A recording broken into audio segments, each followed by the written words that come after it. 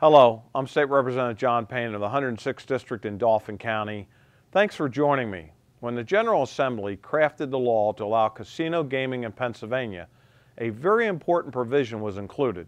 The final legislation provided that since the areas surrounding the casinos would see increased costs due to traffic and other factors, a portion of those profits should be granted to the host counties to offset those local costs.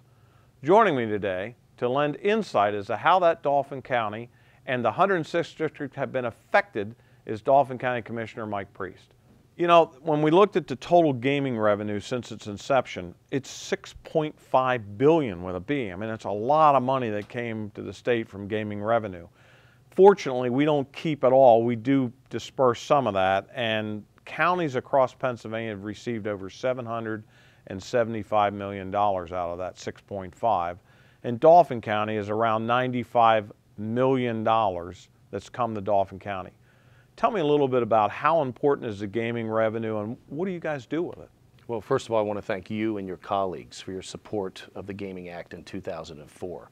That has been a huge difference maker here in Dauphin County, specifically in the 106th Legislative District.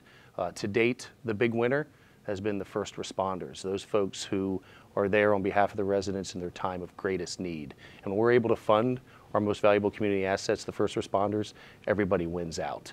To date, we've given out close to $95 million here in Dauphin County, as you said.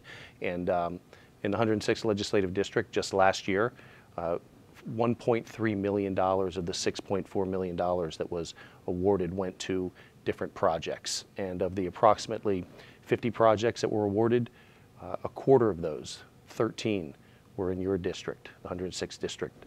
Specifically, going over some of them, in Royalton, $30,800 for a police cruiser to have a new computer as well as EOC ADA upgrades. In Lower Swatara Township, $51,000 for bridge repair debt service. In Swatara Township, there were several projects that were awarded. The Friendship Fire Company received $100,000. The Reliance Hose Company, $89,000. And Swatara Township Fire Company number 1 received $100,000. The Humane Society for Building Improvements received $120,000, and the Rainbow Hills Club received $20,000. In Hummelstown, the new borough building received $92,500. The Hummelstown Chemical Fire Department received $80,000, and the Verde Housing Project received $250,000. In Derry Township, for the final 3 of the 13, the MS Hershey Foundation received $25,000.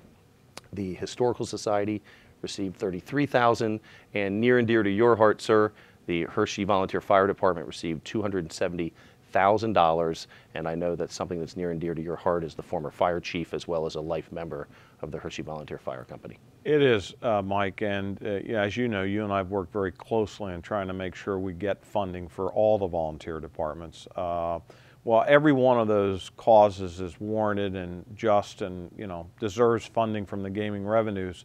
I've always been passionate about trying to push that money down to the emergency services because they're giving something directly back. As we've talked about before, without the volunteers, the tax increase needed to have paid departments would be unbelievable. In the millions of dollars per year. Yeah, it would stagger you. And you look at the cost savings, just because we're giving those gaming dollars to the locals for the $500,000 fire truck, a $4 million building, over and over and over again in the different municipalities, those numbers would add up quickly. And because of these gaming dollars, the local elected officials and residents don't have to pick up those costs. Yeah, and I think that's where I really wanted to go on our next segment of this, was the fact that without that gaming revenue, you only have 2 options. They would not get any funding because we wouldn't have the money, or we'd be raising taxes to get $95 million. I mean, that's a substantial tax increase. $6.5 billion, I can tell you, is a huge tax increase at the state level.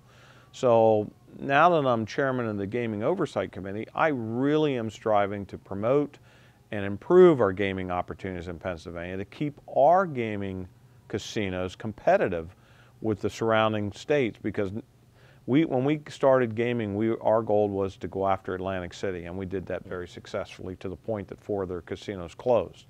Well, they're not sitting back taking that lightly. They're coming back after us. Maryland's actually in the process of building the largest casino resort in the East Coast down in Inner Harbor. Ohio just opened gaming. West Virginia's revamping their gaming. I mean, it's a competitive world out there. So in order to keep this stream of money coming from our casinos to the counties, I'm trying to do everything I can to promote our casinos and help them grow in Pennsylvania. Let me close on this one question.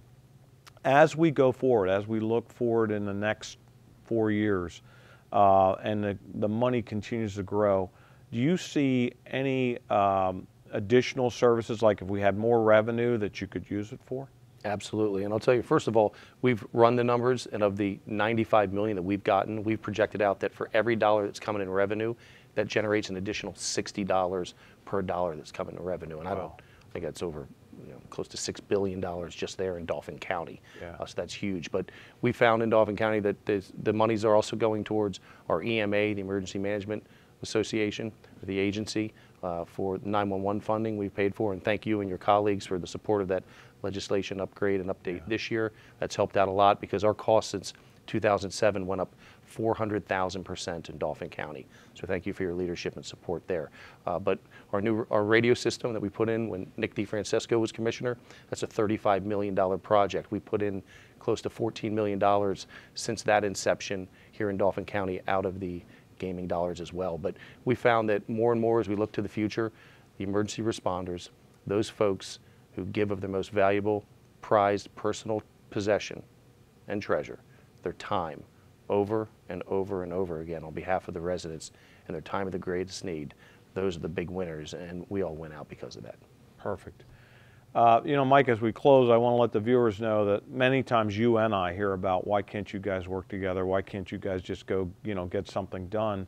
And I'm proud to tell you that not only do we have a great working relationship, and Mike and I have known each other for years and worked together prior to our political involvement, but that the voters and the people need to understand government at the county level and state level in Dauphin County is working together.